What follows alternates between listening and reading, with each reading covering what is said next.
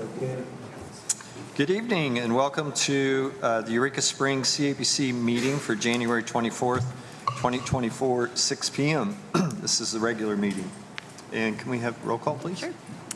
Brian Weinman. Here. David Evanzino. Here. Colin Polk. Here. Chris Jones is here. Chris Clifton. Here. Steve Holyfield. Here. And Bradley Tate Green. Here. Chair comments, super excited about 2024 and a full commission. Thank you to each of you who stepped up, and excited to serve with David and Steve again, come back from City Council, and Chris, of course. So welcome, everyone, and hopefully we'll have a great year. Minutes. I move we accept the minutes from the December 21st, 2023 meeting. Second. I have a motion by Steve Holyfield to approve December 21st, 2023 minutes, seconded by David Avanzino. All in favor? Aye. So moved. Financials.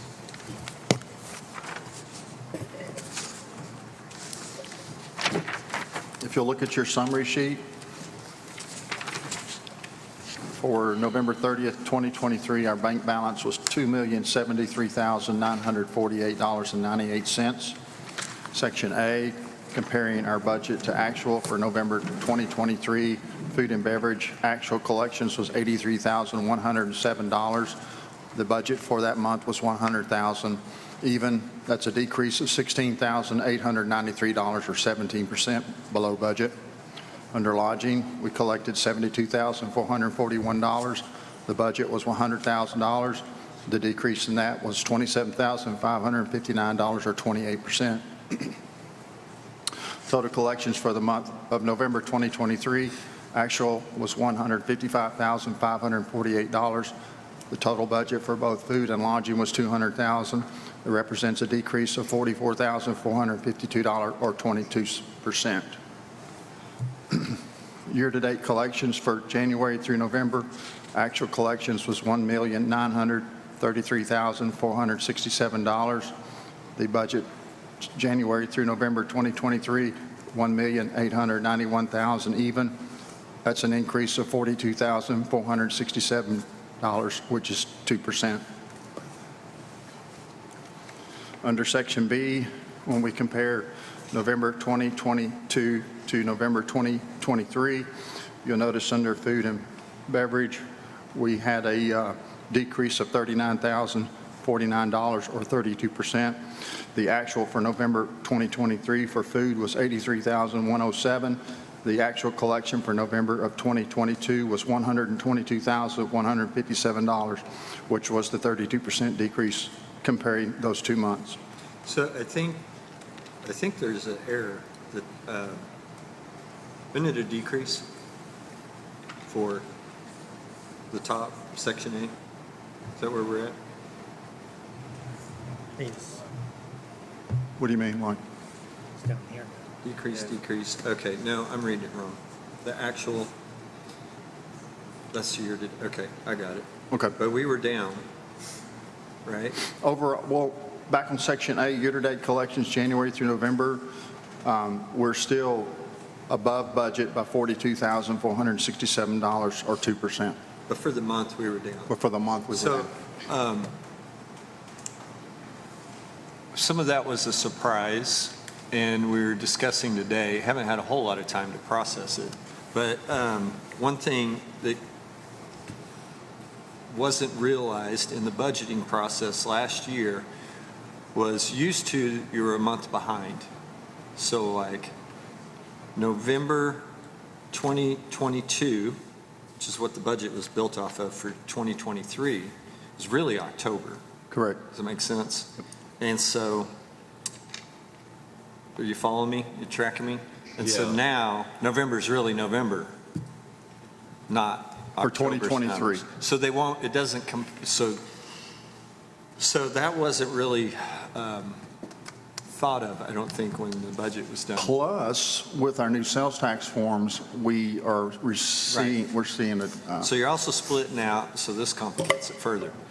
this year you started splitting out restaurant and lodging from the operators who had both. So in 2022, restaurant was overstated. This is something we just figured out. So restaurant was overstated in 2022 because you had, do I have that? No, yeah.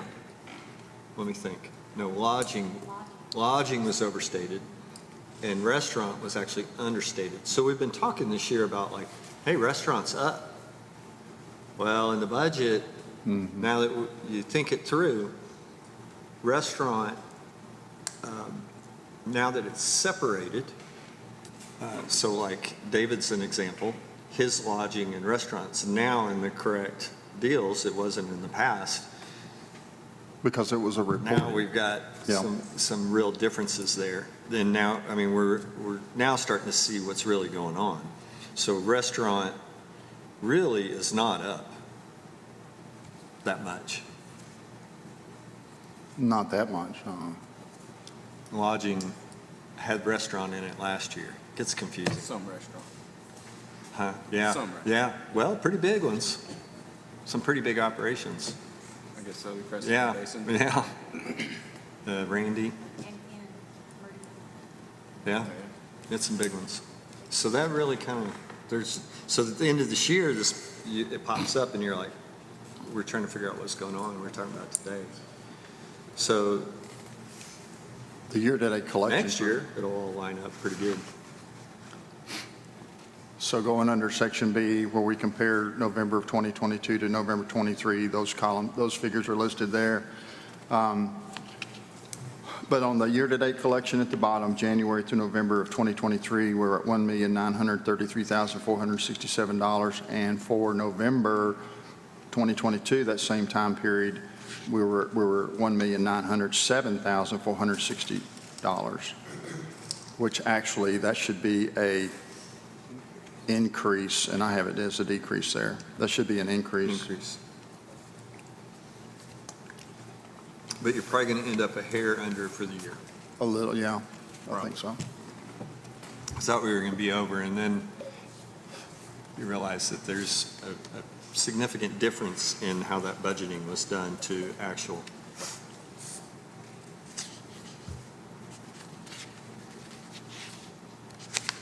Now, Mike and I were talking earlier, one of the past couple of days, about our advertising efforts in comparison to our funds received. And in looking at Paradise Advertising's monthly summary, I did notice that the interaction with people on social media with our Eureka Springs websites was down 38%, down substantially, which shocked me because I'm like, well, that feeds into why we're down a little bit here. What's going on? So that's where Mike can come in, but we've talked a lot about trying to find an explanation for why we were flat the last 2 months of this year, in my opinion. The easy scapegoat would be the past group we were working with. I mean, that's the lazy answer. I mean, but They didn't win the bid. we are in a transition. I just want to, and I've brought this up before, I really think that we need to host a workshop for businesses in the area and teach them how to upload their music shows, their whatever they're doing, because it can be a complicated process, especially when you book your music like I do a year out, and then I'm having to enter a whole year's worth of information. So I think if we had to work, because some people are just frustrated. They say there are too many steps in this process to get their event up on the page. So they just ignore it. So that may be one of the reasons. Could be. But 38% is a really high number, so. That was on Google search. But I think staff should do that. Yeah, whoever does it. Yeah. I mean, I think Caitlin, Unless you she's want gone, to, Dave. would be the perfect one, her and Danielle, to lead that. We've already talked about it, and it's on our list of things to do. Good. Next couple months. I mean, because I'll admit, I've gotten to the point where I'm like, I don't want to sit down for 9 hours and do this. Okay, It's a lot. noted. If you notice also, there's kind of an explanation of some of the budget line items that were a little heavy on the expenditure side, and I'll try to break it down to give you an explanation of what went into those accounts. So we just did our budget, and did we over budget? Would be my question, because we did the budget, and we didn't have November's actuals or December's, and so those are based off 2022 as well. And another point with the end of 2022, I believe we still had pretty heavy COVID Correct. traffic during that time, kind of the tail end, but a little seasonally different than past years. I think it's a little premature to go ahead and sound an alarm right now. I'm just saying, Well, yeah. sounds like we did. We're 24 days into the beginning of new year. The budget can be readjusted as we go, and I think probably due diligence would suggest that we won't know probably a terrific amount of information during the first quarter anyway. Typically, January, February, March are not going to be our most productive Yeah. times from an income standpoint. I'm just saying that So- November, December, in our budget for revenue, that number's based off 2022. And we're not hitting it in 2023, so I'm just pointing that out to everyone. Yeah, well, no, I think I brought that up at the last meeting. Was, I kind of felt we were overshooting because it was based off of 2022, which Okay. was a fantastic year as opposed to 23. Yeah. It shows how bad November and December were. I mean, if we dropped off that much and we're only 1% ahead, if you don't pay attention to it, you're not facing reality. Well, we've got a $2.4 million budget for 2024, so my job is to monitor that, and that's what I'll do.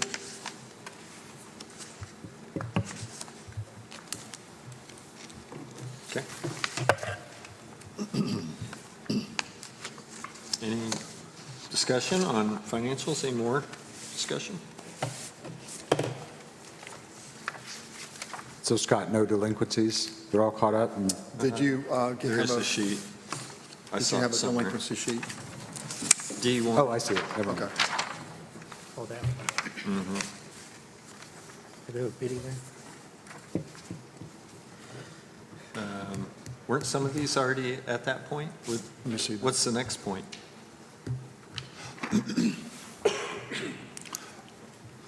Because number 1 has been on this list for a while. Number 3 is closed for the season. I don't know if we need to reach out to them and say, hey, even though you're closed. Correct. Number 4 is going to get a call to the ABC in Little Rock, and probably number 5. And everybody else is probably going to go to an attorney. I went to the bank At what 5 point? times. 60 days, 90 days? When are we doing that? I give them notification, and they have generally 30 days after that or less. And at that point, it's time to go see the attorney. So next meeting, we should have some of those You'll have more information with on that. more notice. How far past 30 days are some? That's dated November 30th, but this is as of right now. These listings are current now. Okay. Can we change the outlook of this form to current and total past 2 days? Because I Sure. think number 1 is exceeding 90 days, if I'm not. Okay. I can do that. Yeah. Yeah, do like a 30, 60, 90. Okay. Well, I think number 3 didn't pay it all last year. For the entire last year? I don't think so. That's not, they did catch up. They were in the midst of going Okay. through a new ownership. And in order for them to have sold that business, they had to pay us as part of that. To There get was a the lien business placed on it, license. yeah. But then after that, But then after that's what that, I mean. They've been tardy and reluctant to pay. So they're infrequent, which Okay. this is Thought what they had this to. list is right here. All right, anyway, I'll take care of that. Okay. Any other questions? Would it help if we changed our due date? I mean, I know we give 2 dates. It's difficult to produce a financial statement since we're functioning on a current month. So for the month of December, when the December 30th ends, those taxes are due 30 days later. So here we are at January 24th, and I have not been able to close December because I've still got taxes that could come in and still be current. And if I close the books now, we could be short on our budget, but yet I'll have next month's income coming in, going into the following month. So that's what makes it difficult. So it would be better if the commission would meet at the beginning of the month. That would give me time to have processed all the tax information from the prior month versus the end of the month. And at one point, we were doing that, and somehow it changed. Jeff Carter changed it. I don't remember why, but anyway, it would be better, but we can look at it maybe next month if you want to. I'll think about it, think it through. Yeah. But I appreciate that comment because that would help me. It'd help you. So.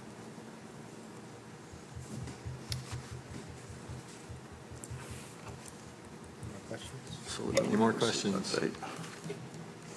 I move we approve the financials presented by Mr. Scott Barden. Second. Got a motion to approve November's financials, November 2023, by Steve Holyfield, seconded by Bradley Tate Green. All in favor? Aye. So moved. Director report, Mike? Thank you. We started on January 15th, the first of a series of what we call the CAPC 58-minute breakfast. We met at Mud Street Cafe a couple of weeks ago and had an energetic group of people, which included Mayor Berry, Commissioner Colin Polk was there, Jennifer Cross from Mud Street, obviously, Alan Huffman from Arvest Bank, and we sat down and we tackled a couple of topics at that meeting. One of which was hospitality, which we're all akin to here in Eureka Springs, and the second one was employee retention. And the good news was we had a really good breakfast, we had a great conversation, and we recorded these meetings. They are on video. We're going to be posting them on visiteureka.com. You'll be able to find those in a condensed format. We're shortening them to 5 to 10 minutes or something like that, as opposed to all 58 minutes of it, obviously. But these were great sessions, and we look forward to the next one, which is coming up this upcoming Monday. We got kind of sidetracked with the weather a couple of days ago, so we're moving that one up to the calendar on the 29th. If you weren't in Eureka Springs this Saturday night, I don't know where you were, but if you were here at the auditorium, you were amongst friends of about 975 people to see the Old Crow Medicine Show. Resounding success. We had a terrific crowd for the event. It was what I would call a rocking good time, and I think everybody was very happy. Tremendous amount of response from the public. Good, all good. Just a tremendous way to go ahead and start our auditorium season of entertainment off to a grand start. And we'll have some more details about the rest of the entertainment lineup as we go through, but it's starting to look like almost every other day we're getting interest in booking at the auditorium, and we can look forward to a pretty good season. It has been a month of what I call acute fixes and some near emergencies here at the auditorium. We were faced with really a laundry list of things that we just did not anticipate. The first one was easy, and that was the termite pest inspection, which we go through and we clear out the bugs and make sure that everything's still sound. What we did not count on, however, were the emergency repairs, one of which was the repair and the overhaul of our main fire protection system in the building, which faulted at some point earlier in the month. That took quite a bit of time to go ahead and get it back to operation. Now, obviously, we did not have events at the auditorium during that time under repair, but Marmac has been in, did a great job of getting us back up and running. Number one, a big expense to the CAPC. Number two, there are 3 heating and air conditioning units that sit outside the building. It seemed like all 3 of them decided to die simultaneously or at least close to each other. That took quite a bit of time and energy to fix. We were fixing, I think, one of the units up until 6 o'clock Friday night, the day before the show here at the auditorium. These were complicated repairs. Again, they're rather expensive, so they really crept up on us and really did not help our attitudes a tremendous amount.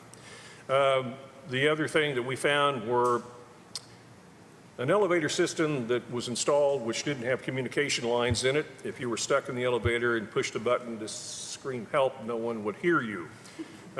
So that's another thing that we had to go ahead and fix, which we had not counted on.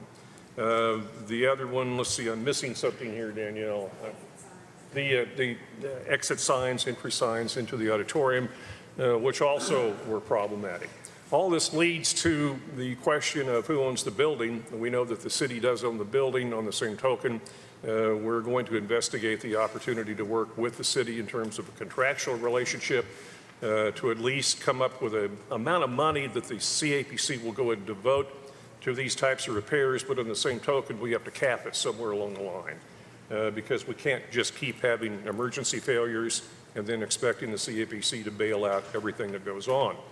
You notice it hasn't affected our city meetings. However, if you were at the city council budget workshop a couple of weeks ago, you might have heard ice falling in the middle of the room.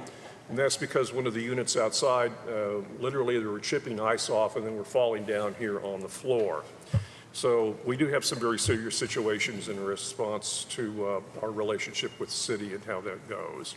So again, we're looking at ways that we can go ahead and mitigate these situations financially so it's not a complete burden all the time on the CAPC. Now, that was the bad news. Now here's some of the good stuff that's coming up. I think you'll be happy about it. And if you'll help me, Caitlin, here. We have been working, obviously, with our brand new marketing partner, Mad Media. And we had a really great rollout day before yesterday, which we were able to cover quite a few things. And I wanted to share these basically with our audience because we've talked in depth internally, but not been able to go ahead and articulate these to the public as much as we'd like to. So we are right now. We're going to talk about these. These are the core audiences that we have felt very important that Madden take a look at and how we're embracing those within the CAPC. First of all, the family travelers, people who are taking vacations, leisure vacations, coming to Eureka Springs, who have been vacationing for at least perhaps the last 12 months, and who are traveling and have children perhaps under 18 in their house. The arts and cultural traveler, people who have been taking vacations over the past 12 months or so that are looking specifically for culture, art, and we just won another award recently as one of the top art destinations in the country. We're really proud about that. Excuse me, the entertainment traveler, people who have been looking for entertainment over the past year or so that will be ideally looking at Eureka Springs as a place to come to for music, entertainment, happy hour, outdoor adventure traveler. Of course, we know a lot about that because we have such a robust outdoor environment here. Number 6 or 7, the motorcycle traveler, our biker crowds that will be coming in and around Eureka Springs, looking very intently at our wedding planners. We have a good group of people that work in the wedding business here in Eureka, and then also the romantic traveler, romantic getaway traveler. Excuse me, I'm cold. My lips are not moving as quickly as they should. So this is an idea of the core markets that we are working with right now. And as Madden is rolling out our materials, you're going to see all of these touched on, I think, in lots of different ways. Next one. These are the plans that we have. Mike, sorry. I'm sorry. Yes, sir. 2 questions for you. One is we have had such great success with the LGBTQ community. Why were they not included on that list? And also, is there any type of campaign to draw in people of color? Well, if you look at the romantic getaway traveler, that is encompassing a very large group of people, culture, LGBTQ, people of color, all segments, basically, of romance. And that's basically how we're framing this right now, as romance. So it doesn't make a difference which side of the aisle you're coming from, it's romantic. So hopefully that answers the question. I don't think they market, and Paradise didn't, like strictly heterosexual, white, you know. It's in any of these categories. They use assets Well, they that didn't. represent They didn't specifically market, like, I'll say A segment. a couple walking down Main Street. They didn't market that. Yeah. But they did market to LGBTQ communities, whether it be Facebook ads, all that kind of stuff, because I've seen them. Specialized publications. Yeah. I didn't see them. I was market liaison. That's weird. I know I've seen at least two. If, Now, go ahead. yeah, I'm sorry. so I don't, In our assets that we have right now, and I'll say specifically within our photo vault, you'll find an enormous array of assets that cover basically people of color, LGBTQ community. Really, it's an enormous amount of assets that we, as the CPC, already have access to and own. So things that maybe have not been seen in the past, or at least for quite some time. So. It seem like these are all encompassing traits, like you said, romantic getaways, everybody. So can arts and culture.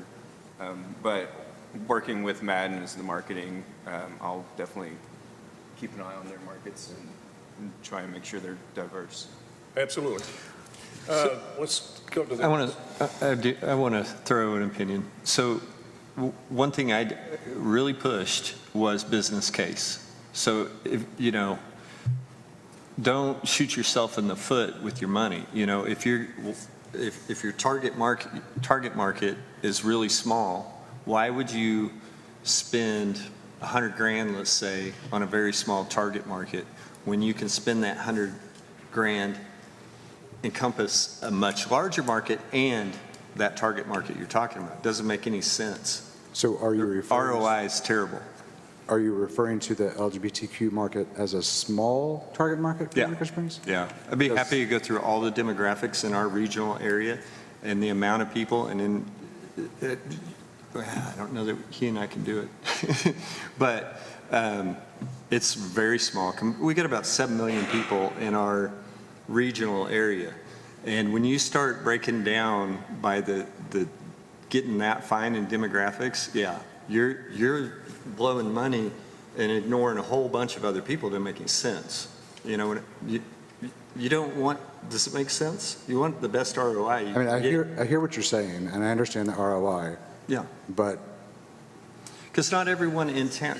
No offense, your organization benefits greatly from that target market.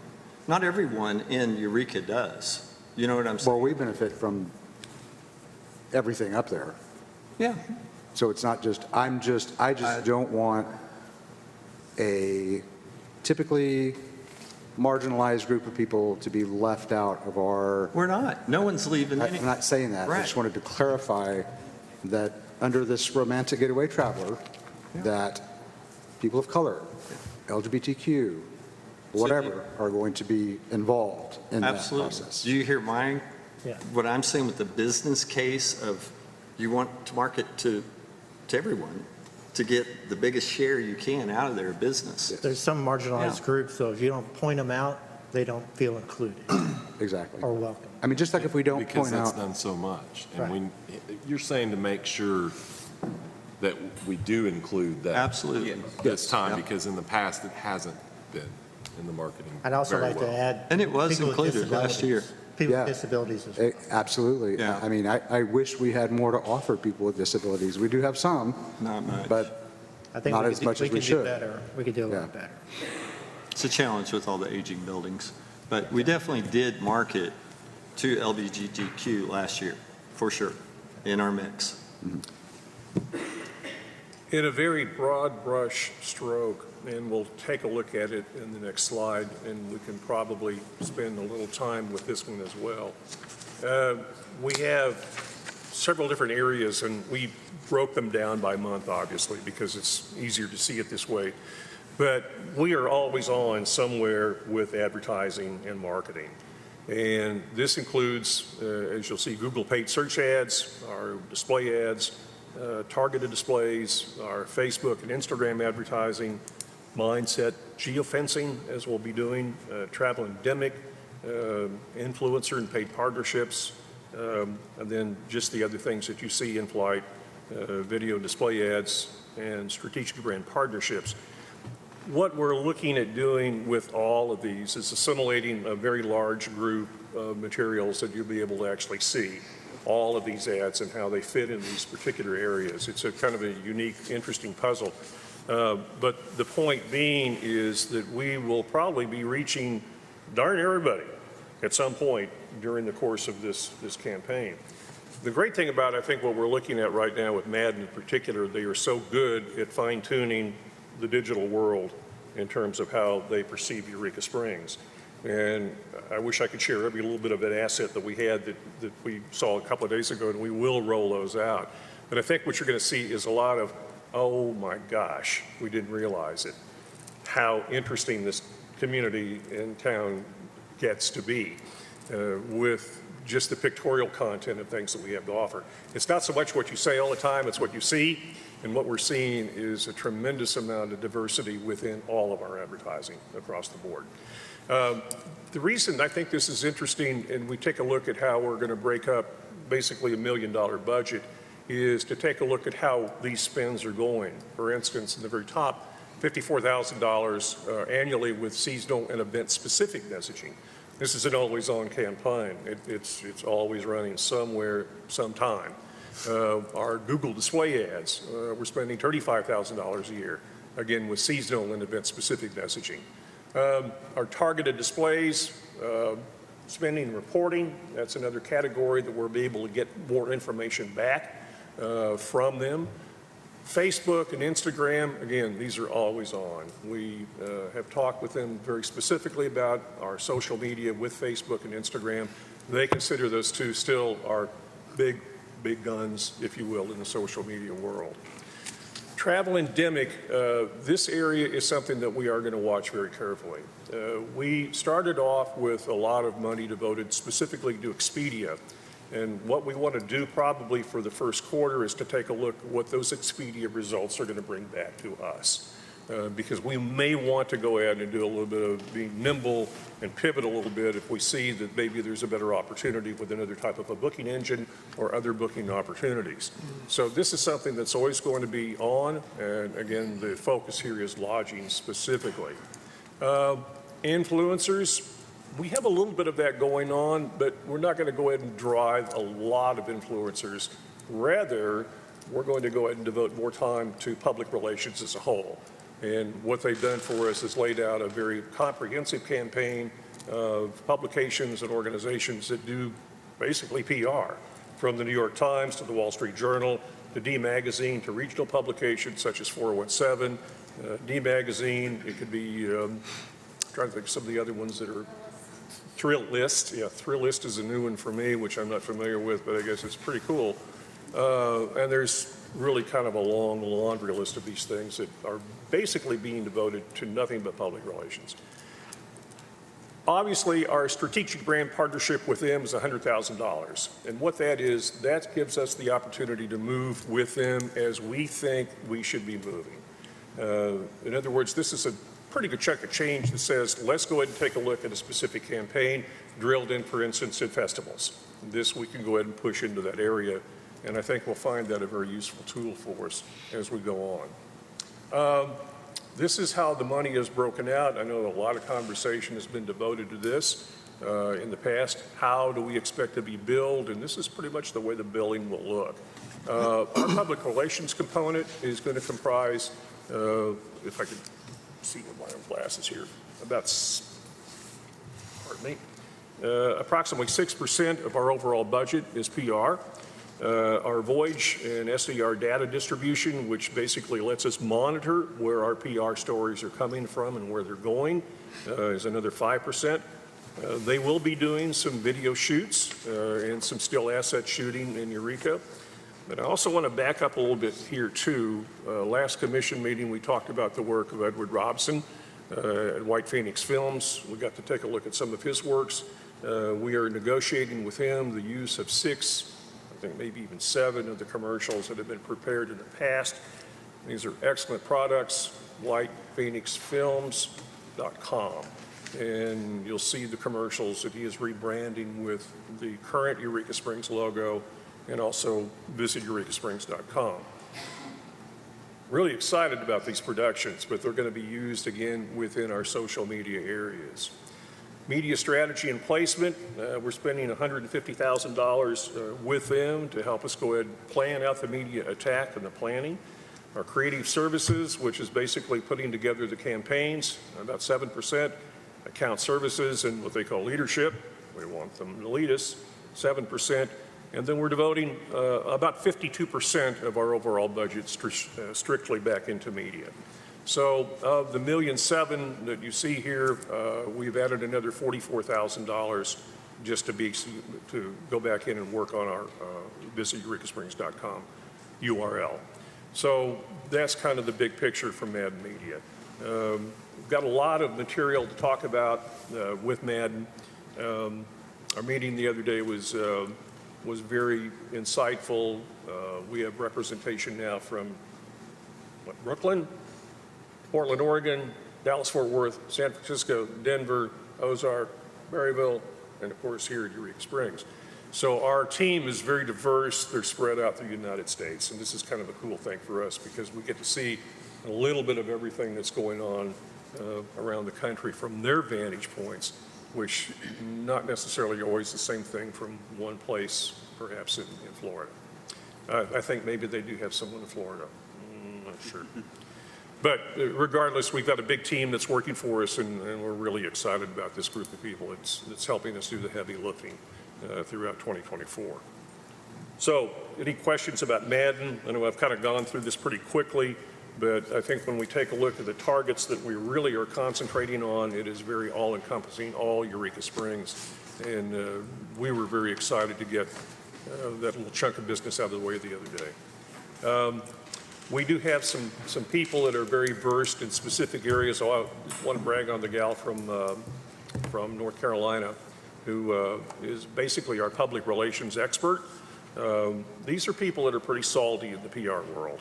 And I think one of the things that's exciting for me is to realize that a public relations story carries really almost 10 times more weight than a great advertising television campaign does. So one good story is worth its weight in gold. So I think we're going to see that immediately out of the box with Madden. So. The other thing on my list today, we have been talking about job descriptions within our organization, and I will go ahead and comment on the fact that we do have 2 people, our administration manager in this case, which is Danielle, and also Caitlin, who is our communications manager. And we're happy that they've risen to these ranks with us, and we're excited about the positions they have within the organization. Right on. Is that it? Okay, good. That's enough. Thank you. I could go on, but I'm not going to. No, I know you can. All right. Public comments. We've got some folks here tonight. I know Damon will pass up an opportunity. I'll have a comment with you. Eureka Springs Mardi Gras is here. How about that? EurekaSpringsMardiGras.org, all the information. We're trying to hub that website to have all the details of the events that are coming up. A couple of the things have already happened. We always have a King's Day kickoff. That's the first weekend of January. And King's Day kickoff sold out this year. It was at the Atrium at the Crescent Hotel. Very very nice event. The next event was Taste of New Orleans that was held in Jackrabbit's Whiskey Bar. Another sellout, great venue, worked out well for us. I think that might be a first-year venue for that, but I always try to pick locations that are going to provide good photos and good social media exposure. That worked really well for those particular events. The ubiquitous Coronation Ball is coming up February 2nd. For those of you who don't know what the Coronation Ball is, the crew of Crazo, who presents Mardi Gras, actually has royalty, dukes and duchesses, queen and king, and they hand off the crown basically every year at the Coronation Ball. It's a formal, not masquerade, put on your tux and some pomp and circumstance happens. So Coronation Ball is open to the public this year. It's normally just a sellout within the crew. It's a little smaller crew, but I know that there's a few seats left. So if anybody wants a nice formal ball and to enjoy that, it's at the Crescent Hotel February 2nd. All these tickets are on Eventbrite. So just go on to Eventbrite and you'll be able to find this pretty easily. You can even just do a search in Google for Eureka Springs Mardi Gras events coming up, and that will lead you right to the ability to buy those tickets. The Masquerade Ball, let's jump to that. So that was Coronation Ball, February 2nd. The night parade is always following the Coronation Ball. And that's where we'll have the first presentation in a parade of the royalty, plus a lot of decorated floats. Obviously at nighttime, they're all lit up. Looks like a pretty impressive parade. It's a little smaller than the day parade. But the following weekend is Masquerade Ball, February 9th. What is Masquerade Ball? That's the true costume ball. There's always a theme besides just masquerade. This year's it's music from the decade. So you'll see a lot of people dressed up as their favorite musical artist or band. And there's going to be, I think, 260 seats. So it's at the convention center, DJ band, and they also present the court there. So you get a piece of the interaction. The Masquerade Ball has traditionally, long ago it was called the Hookers and Jokers Ball. I think Masquerade's a little more palatable. I don't know. So it's always been the community's big party every year. Everybody gets together. I don't know that I'd call it the kickoff party, but that's certainly what it becomes. So it's a good time. Again, tickets on Eventbrite for that as well. That leads us to February 10th Day Parade. So it's your traditional 2 o'clock parade time. Line up by the library, and that will be a festive parade throughout the day. And obviously there's a lot of bar activity that day, but there's a lot of family activity too. So thanks for supporting Eureka Springs Mardi Gras. Spread the word, come to the balls. See you around. Any questions? What time's the parade start? That's a pro right there. 6 p.m. on the 3rd. Which is the night parade, and then 2 p.m. on the day parade on the 10th. Damon, quick question. Have you put this on the city's website yet? The CAPC's website? I do not. Yes, I have. Okay. No, I didn't, but it's on there. Thank you, Damon. He's so good at that. It was right at 3 Right. minutes. Anybody else? Public comments?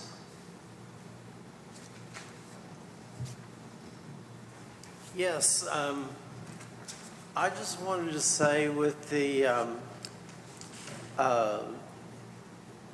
director's report that first screen that he showed up there,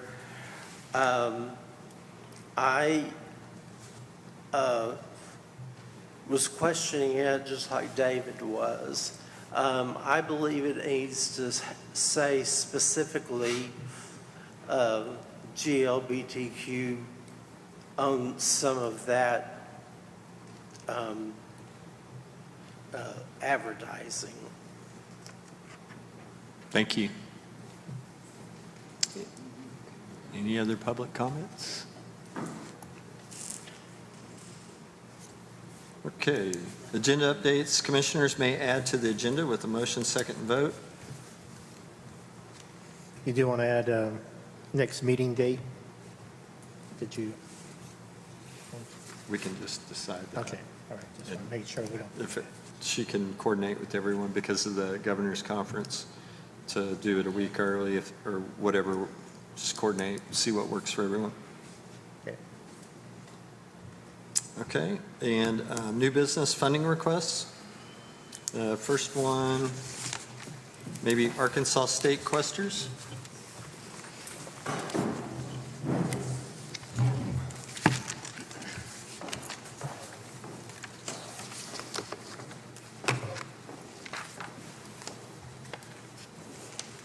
Good evening. Thank you for allowing us to come and talk to you about our advertising proposal and for a very wonderful organization called Questers. We're here to give you more information about Questers, and I think you'll really enjoy it. The Questers mission statement is, Questers keep history alive by supporting preservation, restoration, and education. Questers is an international organization for people who are interested in history and antiquities. What is a Quester? We'll now take a look at a short video that will explain it to you.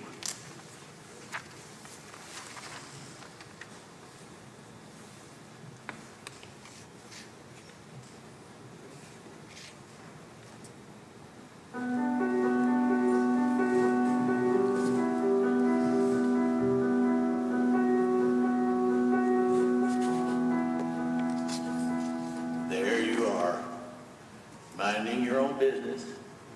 You're waiting in the doctor's office, sitting quietly in the church pew, or maybe freezing on an aluminum stadium seat, waiting for the kickoff at a Friday night football game.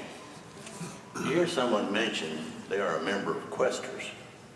Your curiosity is aroused. You're thinking, what's a Quester? You listen some more, and as you read your magazine or sing another hymn or yell "Go Team," you catch some terms unfamiliar to you, like baffled Edwardian tumble chute stand, having no personal knowledge of such a device or the group whose member claims to have one at home. You cautiously pose a question. Excuse me, but what is a Quester? You wait for the member of this obviously very secret and exclusive club to explain. You have concluded it to be a secret group because, well, you personally have never heard of it. You've never seen any coverage of it on television, radio, or even the print media. Therefore, it must be a secret club of some sort. Well, think about this. Do you have at least one object in your possession right now that you hold dear in part because it once belonged to an ancestor? Have you ever looked at it in thoughtful reverie and wondered about when and how those ancestors used it? Maybe you have no idea what it is or how it was used. Even so, you still hold it dear because the history is bound up in it. For some reason, it makes you feel good to know that you have been included in that history by a thoughtful ancestor. If this sounds like you, then you have an understanding and appreciation for antiques and history that is at the heart of a Quester. This program is intended to answer both in words and in pictures the question, what is the Questers and what is a Quester? Trying to distinguish between the two could become an exercise in futility. Let's just say they differ only because the Questers is an organization, while a Quester is a single member of that organization. What is the Questers? If you go to the internet and search for the Questers, you will discover that it is an international study club which was founded in 1944 by Jessie Elizabeth Bartons. Its major objectives are to stimulate an appreciation of antiques and their collection, and to encourage the preservation and restoration of existing historical landmarks. The motivating principles of the organization are found in the following words from Mrs. Bartons herself. Antiques are part of human history, a tangible record of things of everyday living, a fascinating hobby. The study of antiques gives the most pleasure to those who strive to learn all they can about where, when, why, and how they were made. Through discovery and knowledge of antiques, we may bring the past to life and profit by the experiences of previous generations. Does the Questers have a motto? Yes. Questers like to say, it is fun to search and a joy to find.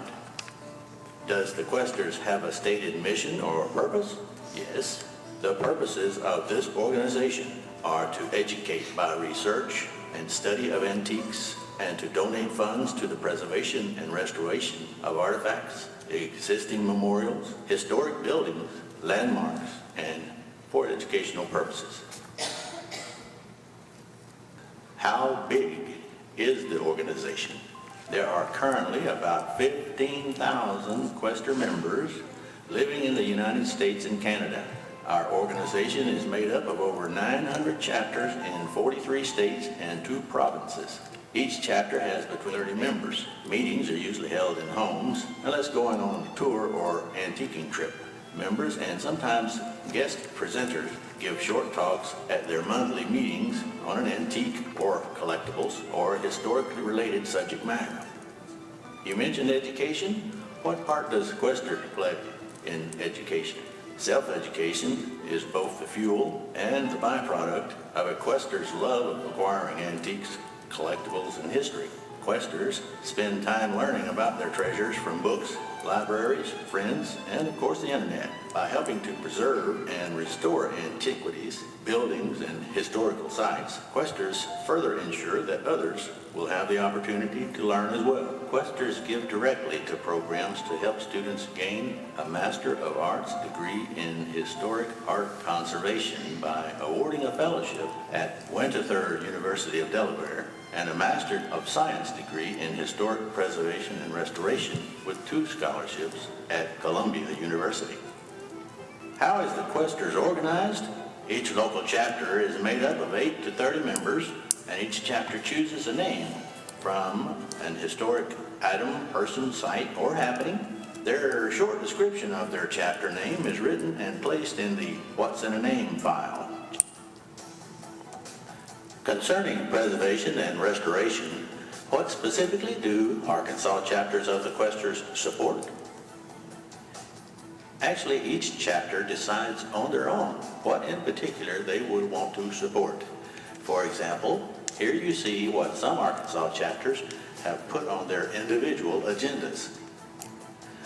Butterfield Trails, Chapter 949 of Bella Vista, has worked with the Gravett Historical Museum Commission in the preservation and restoration of the Kindley home by purchasing some key furniture elements to be placed in the home.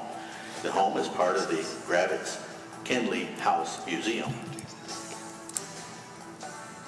Davis Special, Chapter 1193 of Fairfield Bay, spends time and money to help with continued preservation and restoration of the one-room schoolhouse from which they take their name. Diamond Head, Chapter 941 of Hot Springs, has an ongoing project to provide fencing and maintenance for 3 grave sites located on the 10th fairway of the Diamond Head Golf Course. That's okay. I'll do it anyway. Okay. Thank you. Well, so as you heard, the Questers was founded in 1944 by Jessie Elizabeth Bardens of Fort Washington, Pennsylvania. The first meeting was April 6, 1944, when 14 people were asked to bring a sandwich and an antique. An antique blue syrup jug was the initial item to pique the curiosity of others. Jessie also had a collection of tea caddies.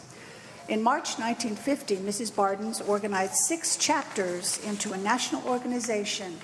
In 1953, incorporated it under the laws of the Commonwealth of Pennsylvania as a nonprofit corporation. She died in 1963. Another quote from Jessie Bardens is that a quester is a socially well-adjusted, intelligent person who has the curiosity, enthusiasm, imagination, and a good memory. For the powers of the mind are memory and imagination. For without memory, we have no past. Without imagination, no future. A quester spends time constructively and does research about the history of antiques and collects knowledge. Sooner or later, the bug bites, and they have acquired a hobby and are collectors. Now, many people are interested in antiquities and antiques, but another big proponent of our organization is the historic preservation and restoration of buildings of all kinds, graveyards, many, many kinds of things. It's basically an organization for people that are interested in history. Ma'am, we appreciate your passion for questing, but we've got a list, we've got other people waiting, and we're all volunteers. Well, then I'll wrap it up. So could we talk about kind of the specifics of The what? meat of this is that we are celebrating 80 years as Questers. It Okay. started in 1944. It is 2024. We're going to meet at the Crescent Hotel. We're very excited about it. People from all over Yeah. the state are coming. We distributed a brochure. We had to go ahead and distribute it because we couldn't wait for the money till tonight. So you're going to get a copy of Okay. this. And we're here to see if you would help support Yeah. us by paying I'm for the sure brochure. commissioners have questions. Any questions? Dave? So number one, you are a nonprofit, correct? Yes, ma'am. Yes, ma'am. And I do have a question about your number of total lodging place nights in the past 2 years. With people coming from all over the state, this is a 2-day event, correct? Yes, but it's usually one overnight. So the 2 Right. lodging rooms, is that correct or incorrect? It depends on the individual. If So they is it want more to like a come- day tripper kind of thing? No, they spend the night. But if they come earlier, if they want to do things, that's what we're promoting, is it? I think his question is it more room nights than 2? No. Total. Probably not. But you're saying Out of 50 one? people? It should be 2, but it could be just 1. No, we're talking about total room nights, everybody attending. How many people will be at your event? 50. Say like 50 room nights? Right. Yes. That's what he's getting out. That's a big So difference. 50 people from across Arkansas and 50 Staying people are 2 going to nights, stay in our city possibly. for at So least that's 1 night. 100 room nights. Okay. Yes, Yeah, that's 100 room nights. We're very much on. Okay. Okay, so the funding proposal for the advertising and promotion is that we wish to be funded for the brochure that we have already produced, and that's because we needed to have it in our newsletter before the deadline, and we couldn't wait until this commission met this evening. We're sorry, but that was the way it was. So, as we said, questers from all around the state are attending this convention. We'll be at the Crescent Hotel, and we've already have all of the arrangements made. And so we believe that this brochure will attract attention and encourage questers to attend the state convention and be a great benefit to Eureka Springs Yep. city advertising and promotion. Another question. The Yes. 60, the buffet, that's in town? That's a taxpayer, tax collector? That's at the Crescent. Okay. We have Okay. all our meals at the Crescent, but of course, people can go out. We have Yeah. time for Encouraging them to people. go antiquing. Yes. Eating out. So just off of what you're projecting here, 100 room nights and this and that, just for everyone's information. Well, one night for sure, possibly 2. Yeah, so if it was Or 2, more. given the benefit of the doubt, you know, Depends where they're from. you're asking for 350? No. We thought that we might need that much, but we don't. Okay. Actually, the total spent on the brochure was $173.65. Staples printing was $142.33. Staples mailing supplies were $16.08, and postage was $15.24. Grand total, $173.65. 173.65? Correct. So what I was going to say is you're looking at like 400 to 500 in tax revenue, so, Yeah, the numbers line up for that. or more if they eat other places, and yeah. Yeah, and so the only thing I want to bring up to the commission is that we have a set of rules that our logo has to be printed on the pamphlet. It's not on this one. So we need to either address that or, We can't. We were not informed of that. Do we have stamps? No. Have they already gone out? But you know what, we would have known it had we not gone ahead and printed it, I guess, because we would have been here and gotten your money. Can you put a placard in the display? You got stickers? You put stickers on it? They're going to be registry at the lobby, yeah, if you would like that, we'd be happy to. At the registration table? Yes, absolutely. Yeah. I mean, I understand the need and the emergent, Right. you know, Time. the reason you had to get this done so quickly. Right. And that is one of our stipulations is that our logo has to be on all advertising items. But if you can at least do that at a registration table sponsored by, then I, for one, am willing to, overgo that. Okay. Any other questions? I move we approve the funding by the Arkansas State Questers Spring Convention for $173.65. I second. $173.65. $173.65. Second. I got a motion by Steve Holyfield to approve Arkansas State Questers funding request for $173.65. Correct. Seconded by Colin Polk. Polk. Gosh, almost had it. All in favor? Aye. Aye. Thank you, ladies. Sorry to rush you. Thank you. That's okay. Okay. Thank you for doing this for our Questers organization welcome. and for yourselves. We appreciate it. Thank you. Okay. Main Street, Eureka Springs, Jacqueline Wolven. It looks like Jackie. Jackie. Hey. I am Kyle Palmer. I'm a member of the board. Jackie couldn't make it tonight. What's up? So we are looking to do a preservation workshop training specifically on restoration of historic windows. It's a 2-day workshop. It'll be run by Bob Yap, who is a big name in historic preservation. He runs the Belvedere School for hands-on training, and we've already contracted with him to do the program. The application is looking for assistance with advertising and promoting that. So where's the? So the total number of attendees anticipated is 13? I think it tops out at 14, but yeah, I think she put 13 on there.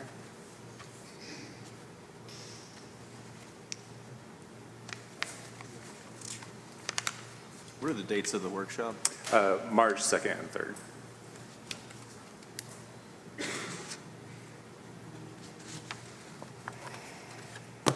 Any questions?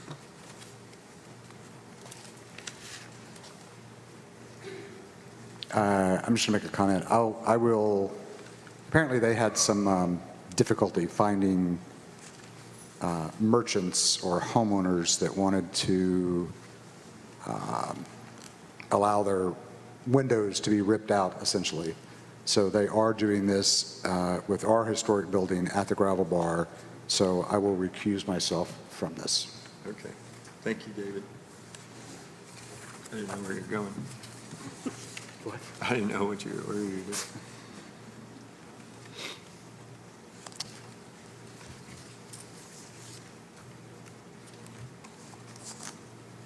Got a motion? I move we accept the funding request for the Main Street Eureka Springs for the amount of $1,500. I'll second. All in favor? Aye. Well, hold on. I got a motion by Steve Holyfield for Main Street Eureka Springs for $1,500, seconded by Chris Jones. All in favor? Aye. How many ayes do I have? Aye. I got 1, 2, 3. I need 4. I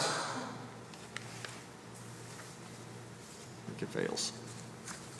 Thank you. Thank you.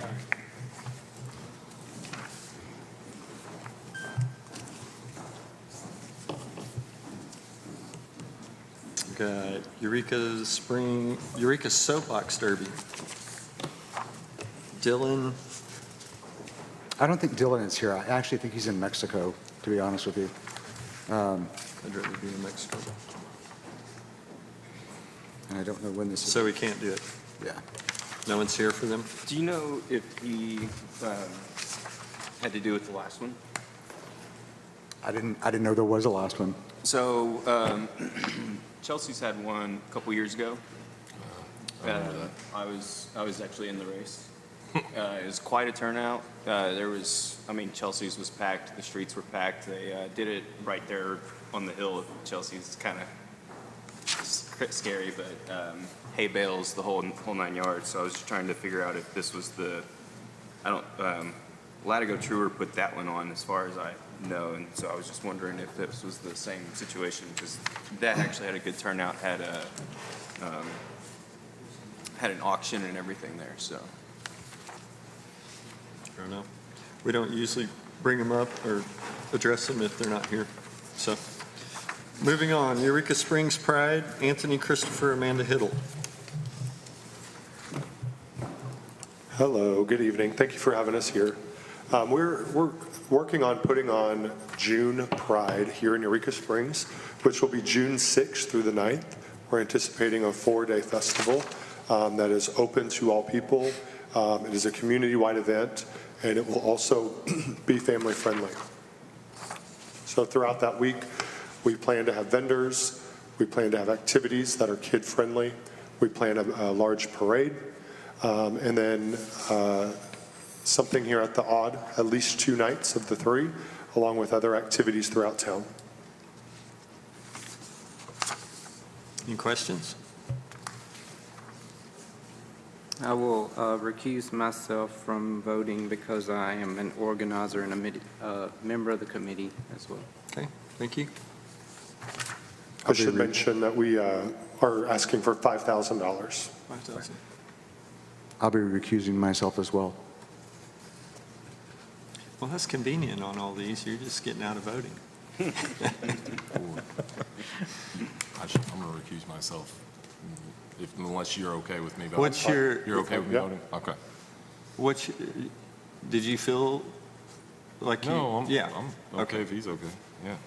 Is Eureka Springs Pride a nonprofit organization, or how's it set up? Not as of yet. Not as yet. So we have the goal long-term to become one, but it's a first-year event. There's a lot going forward with it, and to be frank, in prior events that have happened in town that are organized of nonprofits have fallen into the wrong hands, and those events are not, let's just say, financially sound. And so when we get to that point to have a nonprofit, we want to ensure that the people on that board are ethical people that will represent this organization and ensure that it will stay strong for years and years to come. So, Why are you recusing? Are you on the board? No. Oh, There's personal reasons. okay. David's done some not so nice things to my Okay, business, all so right. it's probably I'm not best. trying to bring up Yeah, anything. that's why. I didn't know if there was a business conflict. So here's my question. I'm going to ask the hard question. We've got 3 Pride events already, and now we've got 4. So, or this will be 4. Diversity. And I know June's Pride Month, right? Yeah. So that makes the most sense to me. But it does seem like we need to start asking questions about diminishing returns, because, like you have 1 Super Bowl, they don't have 15 Super Bowls because they get the big bang out of the buck. So maybe that's another topic for another time. Yeah, I'm happy to answer it. I think the diversity weekends, and many who have been around a while or come for many, many years, will tell you that they're failing. The diversity weekends are lacking attendance. I think I've got opinions about that, and I think others have opinions as to why that's happening. But part of this June Pride is Pride is celebrated all over the world in June. Yeah, right. And it makes sense. People plan to travel. People plan to go to these events in June. And if we can centralize Pride into one main event that is community and family friendly, I think we're going to see great success. Makes sense. And to note, the reason that we chose June 6th through the 9th was because we had seen in the past numbers, that's one of the slowest weekends in June. It's the weekend following Memorial Day. Yeah. This is an opportunity to bring a lot of people to town and to make a lot of money for a lot of businesses.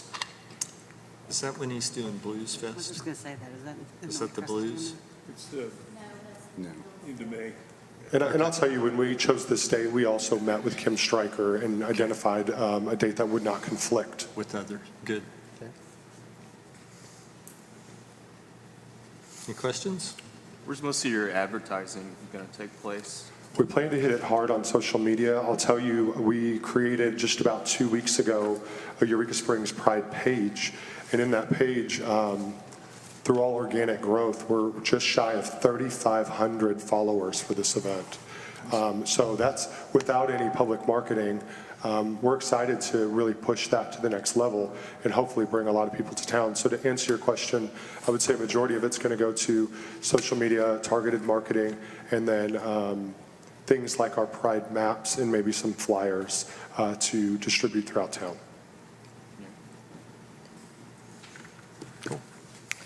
I make a motion, we accept the funding request by Eureka Springs Pride for the amount of $5,000. Second. Got a motion by Steve Holyfield to accept Eureka Springs Pride funding request for $5,000, seconded by Colin Polk. All in favor? Aye. Aye. Got 4 ayes, we're good. Thank you. Thank you for your time. Thank you very much. Is that it? That's all our funding requests? Yep. Okay, so. Thank you. Right on. You're a little Yep. slow, Alan. Good job. Officers, so we workshop that. Do we want to make some Can you motions? make a motion?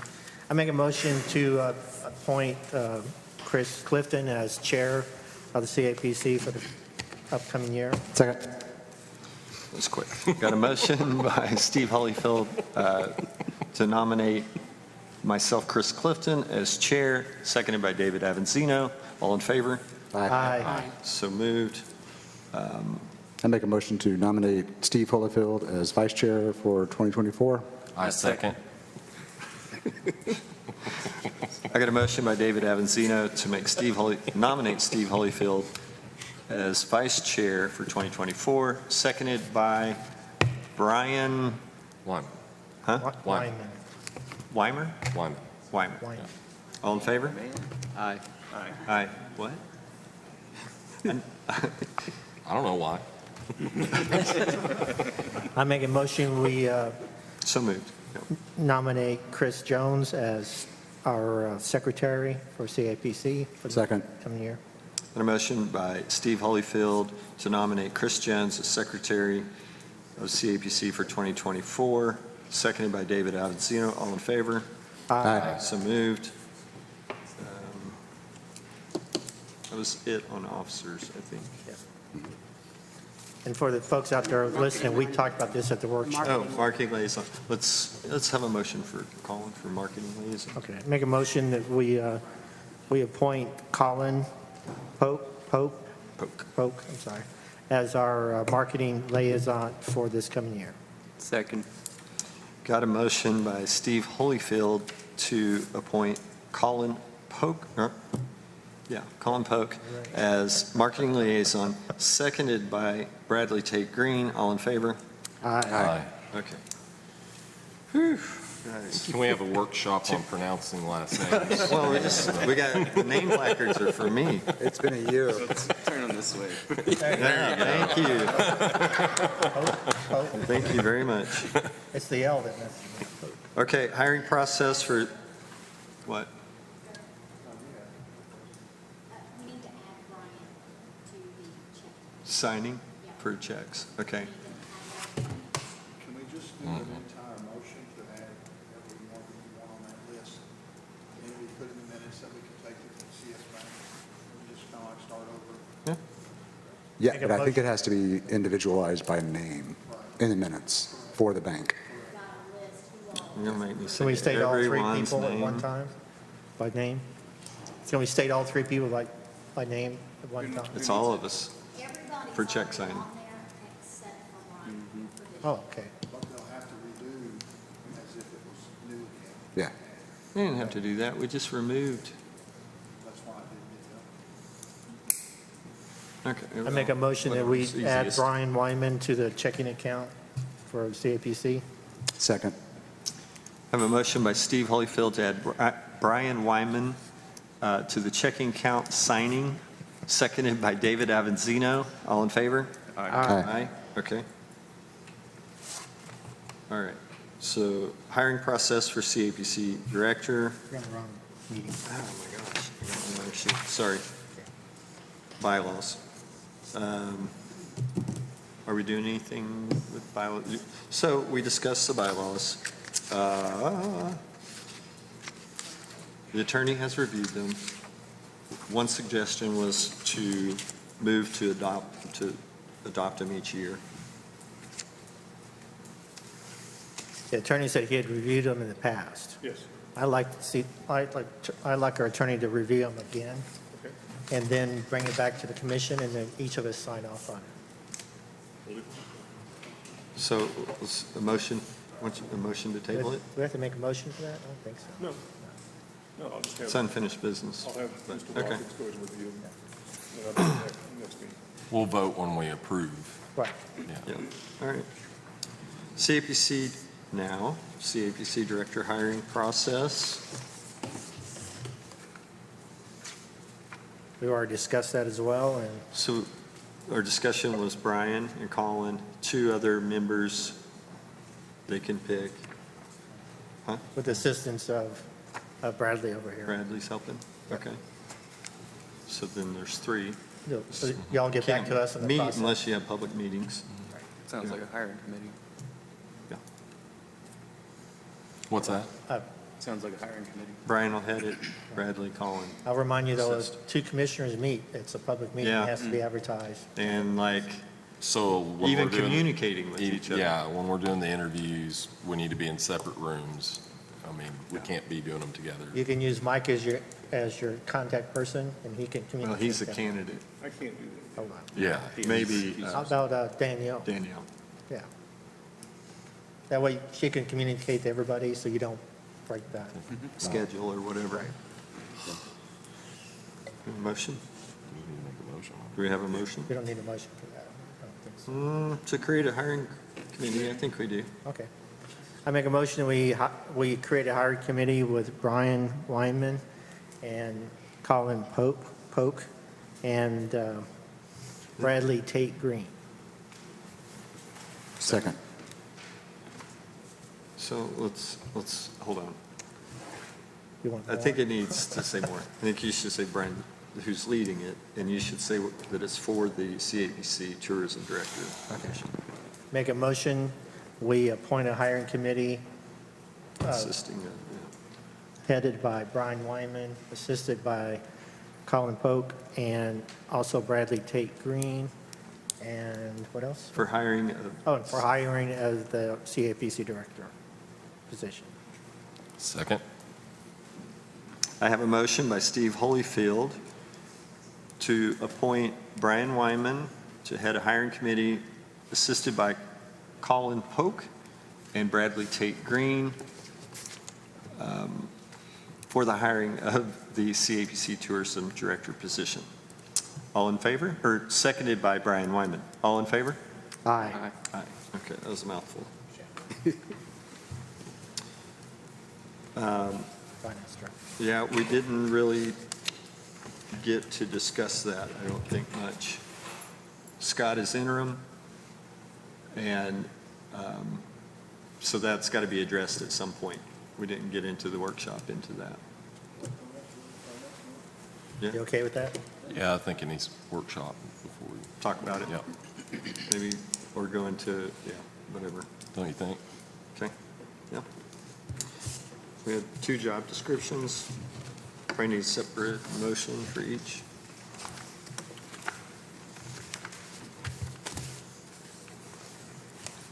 So, the changes. And then, I make a motion, we accept the previously discussed in our workshop, 2 job descriptions, the administrative manager and marketing communication manager as presented with those title changes. And what's that say? the title. Yeah. And the assist finance And, director with. right, administrative manager will assist finance director. Okay. Second. Second. Got a motion by Steve Holyfield to approve job descriptions for communications manager as typed up with change manager, and administrative manager with the change, assist finance director with accounting, et cetera. Seconded by Colin Polk. All in favor? Aye. Aye. So moved. Commissioner comments. Bradley Tate Green. Appreciate you guys, appreciate all you do for the community, and I appreciate those of you in attendance here tonight. And thank you so much for your hard work and continued success for Eureka Springs. Steve Holyfield.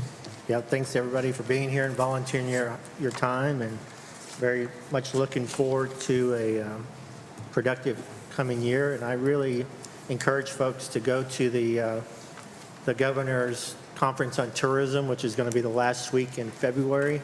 I went last year and has really learned a lot, and I really recommend it if y'all can do it. So. Brian Weinman. I don't have anything to say. You had a lot to say tonight. Nobody really does in their first meeting. That was fun. Let's do more. All right.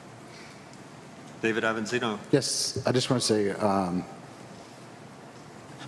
two things. One is that with the recent snowstorm and ice and all that we've had, a lot of local businesses, and I see some owners out there now, had to shut their doors because of travel and whatnot. I just want to say, hang in there, and I want to tell the public to get out and shop small, eat small, support your neighbors, support local businesses. I also want to make it clear the reason that I recused myself from the vote of a funding request was because a cease and desist order has been issued. That's why I recused myself from that vote. You make up lies, that's slander businesses. Colin Pope. Colin Pope. So I'm so happy that today got to 55 degrees, much better than the last week we had. So look forward to spring slowly trickling in. And I want to say as media marketing liaison, I definitely want to make sure that diverse communities are in fact appreciated and shown in Eureka.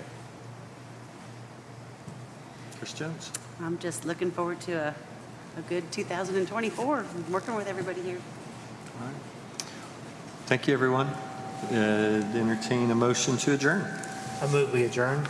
Second. Motion by Steve Holyfield to adjourn, second by Colin Polk. All in favor? Aye. Woohoo.